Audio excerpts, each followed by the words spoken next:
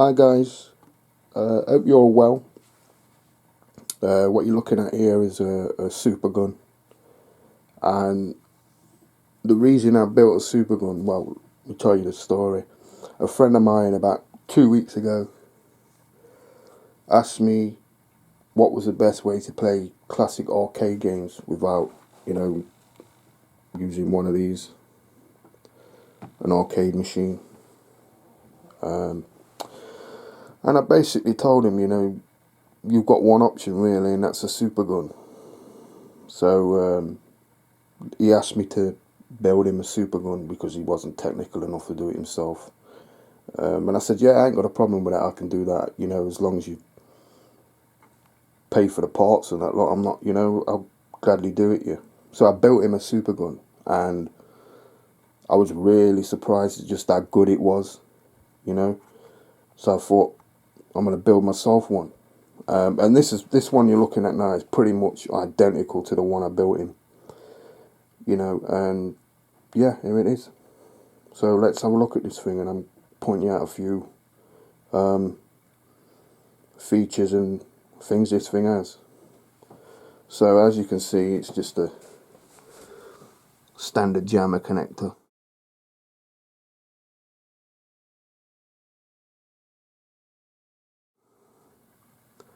If we pan back on the back,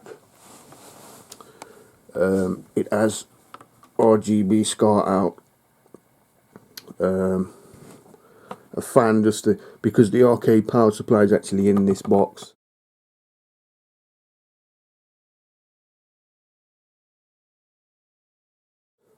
So I thought, I'd put a fan in there just to get the air out so it's not,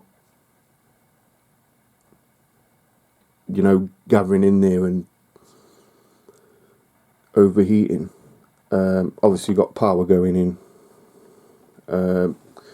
Here we have this is my kick harness for when I, play games like Street Fighter 2 and Mortal Kombat, the games that need extra buttons. That just plops in here like this, and then I connect up my kick harness and all's good. On the front,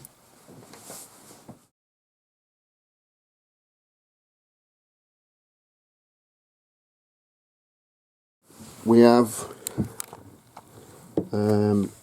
red, green and blue adjust, because on arcade machines, certain boards might have different RGB levels, so it's best so you can adjust them so you get a nice picture. It's got obviously power on button, it's got a test button, service button, player 1 coin, player 2 coin, and this is for my inputs. This is 1 player input, 6 buttons, and this is player 2 input, 6 buttons. Controller wise, I act into a Sega Saturn controller, and the reason for that is because, a Sega Saturn controller, you don't get any better because it's already got the 6 buttons on the front pad. I use the shoulder buttons as the coin ups, so you don't have to go up to the supergun and coin up. You can actually just coin up using the shoulder buttons of the controller. Yeah, and obviously the edge connector is just a standard 15 pin D sub. I also had this thing lying about, which I originally had for a Wii, but I actually bought it faulty off eBay because the guy says he connects it to the Wii and can't get it going. So I think I paid something like, what, £20 for it?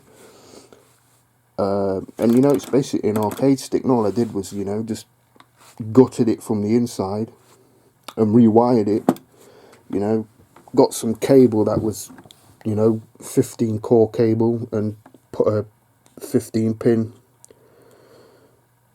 D sub on the end, and it just slots in like that. Same with the Saturn controller as well. You can just, yeah, that's the right way around. You can just put that in like that, you know, and you're off and running. You know, you've got 2-player inputs. You know, player 1 can play with an arcade stick and player 2 can play with a joypad, or if player 1 wants to play with a joypad, or, you know, and player 2 wants to play with the arcade stick, then winner. You know, and that's basically the SuperGun built. So what I'm going to do now is I'm actually going to fire this thing up and let you see some game footage. The first video I'll show you my Neo Geo running, and then I'll move on to, I think the next one I'll put on is Golden Axe. So, but I need to find my Sega System 16 adapter, and I don't think I can find it, but I'll have a look for it, and if I find it, I'll put the video on. So, okay, let's chat in. Let's get this thing fired up. Okay guys, I'm about to fire up my Neo Geo 1 slot with SNK versus Capcom SVC Chaos. So let's power this thing.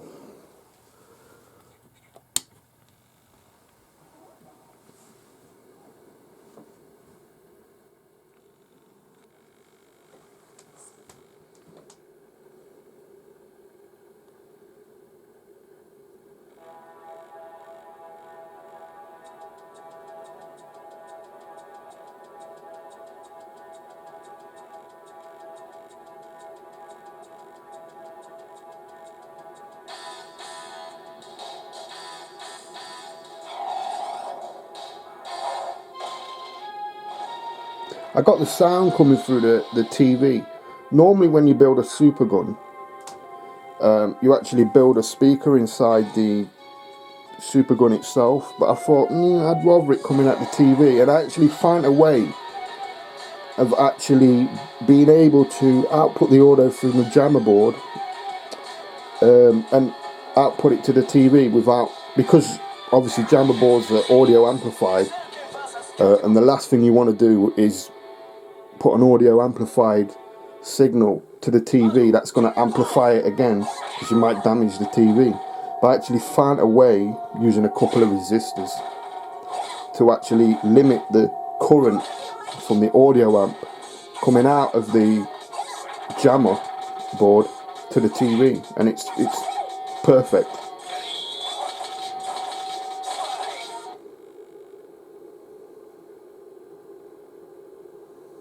Yeah, that's basically it. I love the Neo Geo boot sound. Giga power. Yeah, so that's a Neo Geo 1 slot. Oh, and I'll just show you, look.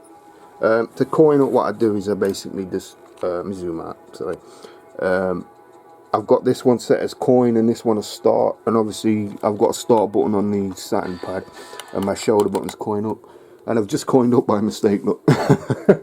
So what I'll do is I'll coin up player. This, I don't know if you'll see it, but I'll actually coin up. You'll actually hear it, if you can hear it.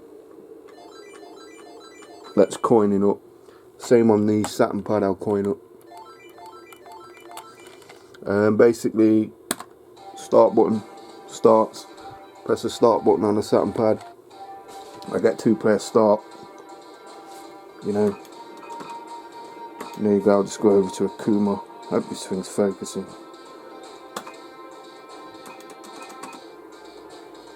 And there you go. Let the time run down. I mean, the picture is stunning. I thought, you know, well, it's the best picture you can get. It's RGB. I could have put it through one of these, like, RGB to component, is it? And I thought, no, I'll just have it straight RGB. I had to put a few, I think I put a, I'm not sure, I think it was a, I'm trying to think what it was. I think it was a 170 ohm resistor on the RGB lines out, just so, you know, the current level won't be too high for the TV, because some arcade boards, when the RGB out is actually higher than the standard spec for a TV. So I just did that to limit it, so I don't damage the TV. I don't think it will.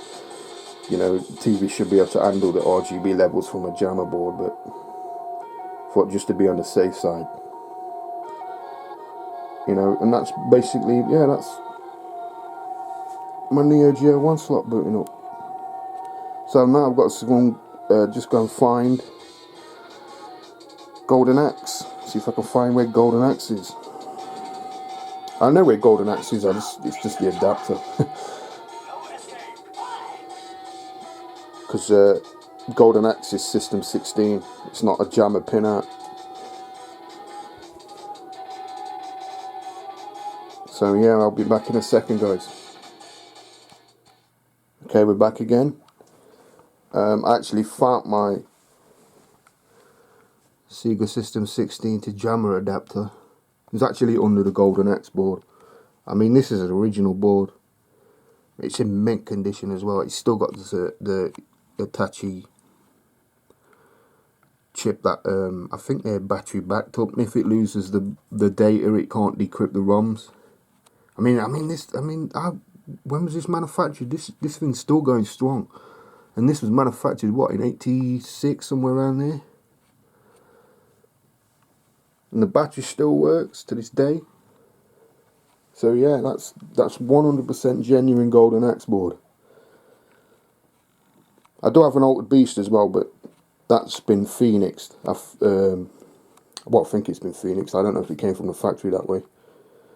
But when I look at the Altered Beast board, all the EPROMs are pretty much have the same labels. So I don't think it's been phoenixed in any way. Or is it Resurrection? It's like Phoenix, or I get them mixed up with the CPS2 boards. They get phoenixed, don't they? And these get resurrected. It's the same thing. Bringing the board back to life. Okay, let's power this thing up.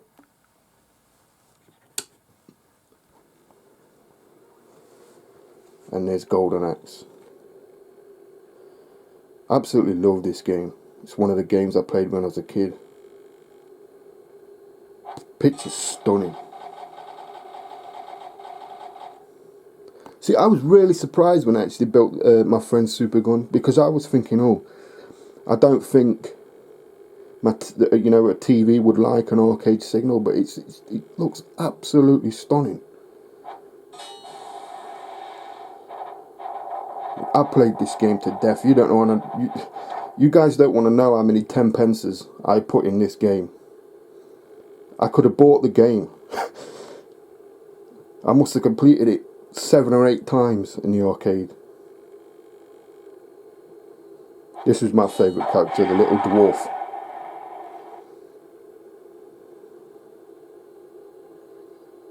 I used to play as a dwarf, and my friends used to play as the other guy with a sword. None of them liked to be the female.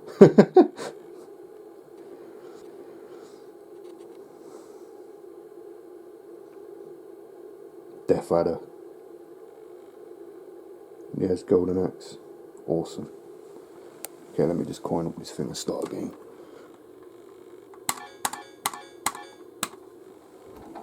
Of course, I've got a bit of little.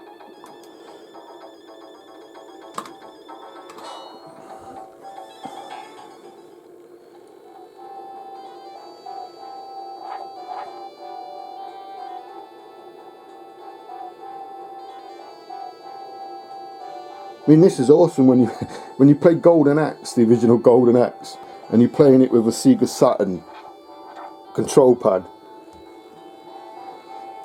Sega for Sega, it's awesome. Yeah, but that's Golden Axe. I might see if I can dig out. I might give you a bonus video. See if I can dig out my Mortal Kombat. Plug that in and see what that's looking like. But I think there's a problem with my Mortal Kombat board. I think there's something wrong with it, because at the bottom it's curling a bit, and it looks like it's shimmering. Now, I think that's a problem with the actual board, because it's the same on my arcade machine as well. So I don't think it's anything to do with this SuperGun. I think it's just Mortal Kombat boards. Might be a dodgy chip somewhere, or I need to take it and clean it, or you know, take the chips out and clean it, get a good clean, and then put it all back. But yeah, that's Golden Axe for you. Okay guys, back again. As you can see, I have my Mortal Kombat PCB all hooked up to the SuperGun and ready to go. Before I do that, before I switch it on now, I just want to clear something up. Earlier in the video I turned around and said I put resistors on the RGB lines. Technically that's not right. What I did was, obviously the RGB lines have got potentiometers that I can adjust. The resistor on the line I put was the C sync, which is the video sync, and it's a 1 kilo ohm resistor. And like I said, it's just to limit the current, because the C sync coming out of the arcade boards can be sometimes a little higher than the specs the TV is expecting. So it's just there, safety precaution, that's all. But I just wanted to clear that up. So let's switch this thing on.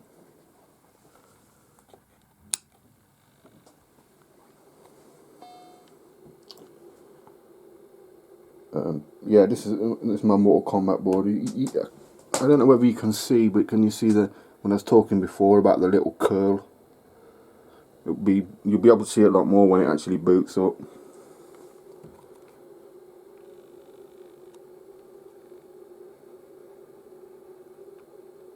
But like I said, that curl is on my arcade machine as well, so I don't think it's anything to do with the SuperGun. I think it's the actual board. There might be a component that's a bit dodgy on there, or a bit dirty, that needs cleaning up. Oh, it's because I got my I put this board in storage and I've took the battery out, so it's not remembering any of the settings. Because when I store my boards, I always take the battery out, so last thing I want is come back and the battery's leaked. But yeah, you can see that curl, what I'm talking about there, look. I mean, it's really slight, you can't even, you know.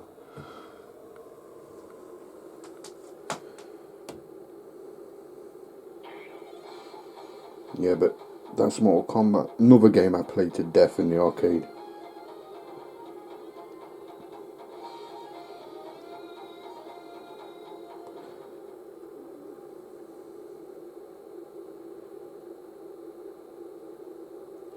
For me, I don't know whether you've actually seen a genuine Mortal Kombat cabinet. It's stunning, it looks beautiful. I mean, the only time I would ever replace this thing is if I came across a genuine, in good condition Mortal Kombat cabinet. Because like I said, you know, they're just fantastic cabinets. They're big though, massive.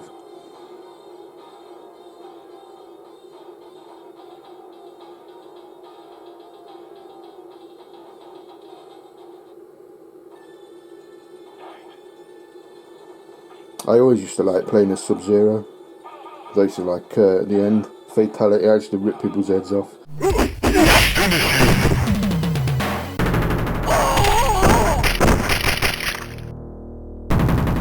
Sub-Zero win. Flawless victory. Fatality. I remember the first time I seen it in the arcade. I see some guy do it and I was like, what the hell was that? Yeah, that's Mortal Kombat.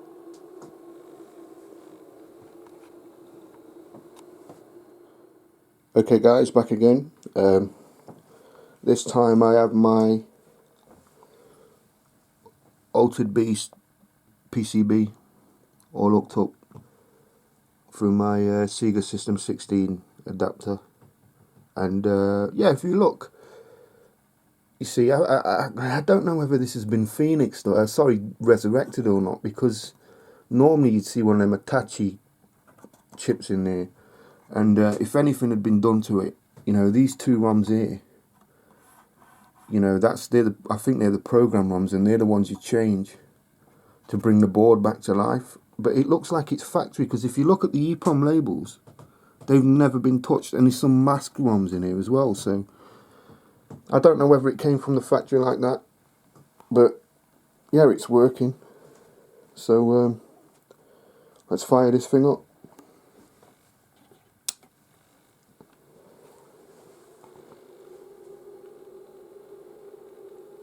Yeah, and there you go, Altered Beast. This is another game I loved playing when I was a kid as well. I didn't play it as much as Golden Axe. Probably Golden Axe and Shinobi are my favourite Sega games. I used to own a Shinobi bootleg board, but I sold it. I wish that I kept it now.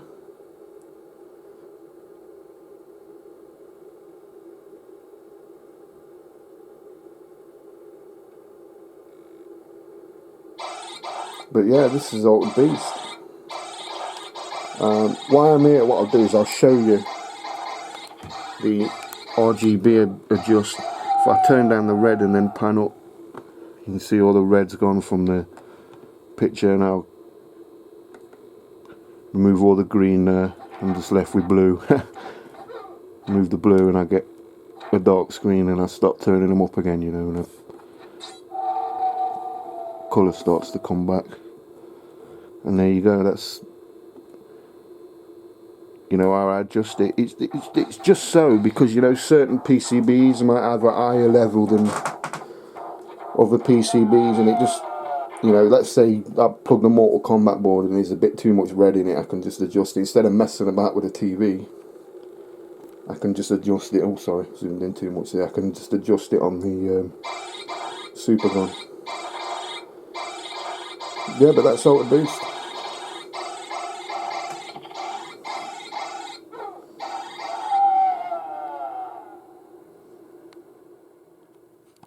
Okay guys, back again.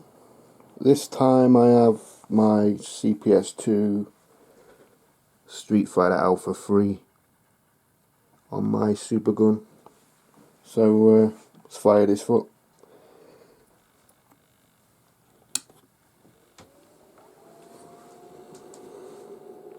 As you can see, this thing's been phoenixed. I originally bought this off eBay. The guy who was selling it turned around and said it's dead, you know. So I had a rough idea that, you know, the battery's probably died and it's lost the encryption data and it can't boot the encrypted ROMs anymore. So I basically just got it, dumped the program ROMs, blanked them off, reprogrammed them with my trusted EEPROM programmer with the Phoenix code, and yeah, it fired straight back to life. Another thing about this board as well, these CPS2 units, is I don't know whether it was just mine, but the fan in it was unbelievably loud. It was literally like standing next to a jet engine, that's how loud it was. And I originally bought it so I could put it in my arcade cabinet, and even though it was still in my arcade cabinet, I could still hear the fan on it. So I was like, well, I can't be having that. And I, you know, replaced the fan in there. Luckily I found one that was the same RPM, the same voltage, the same size. But it's, I mean, this fan is just unbelievably quiet compared to what it was. Yeah, but Street Fighter Alpha 3. The best Alpha, I think. Although some people like Alpha 2. I'm more of Alpha 3. Mainly because I own it. Yeah, so there's Alpha 3. You see all my arcade boards. I've got another board there, see if you can guess what that one is.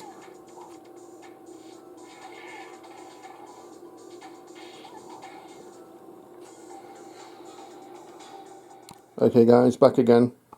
This will be the final board. My CPS 1 unit, and it's Street Fighter 2 Hyper Fighting.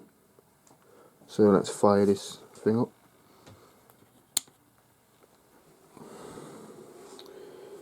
I mean, what can I say about Street Fighter 2? For me, it's the best fighting game, well, series of fighting games ever. Absolutely love Street Fighter 2. Me and my friends used to hammer the living hell out of the Street Fighter cabinets in the arcade.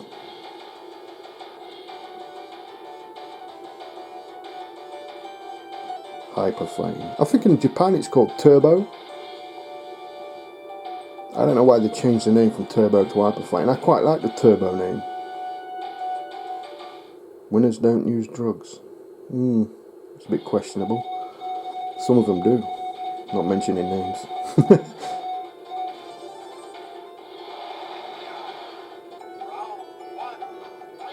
I know this intro play by heart. I mean, Sagat at the end of this, he uppercuts Bison with a wicked uppercut,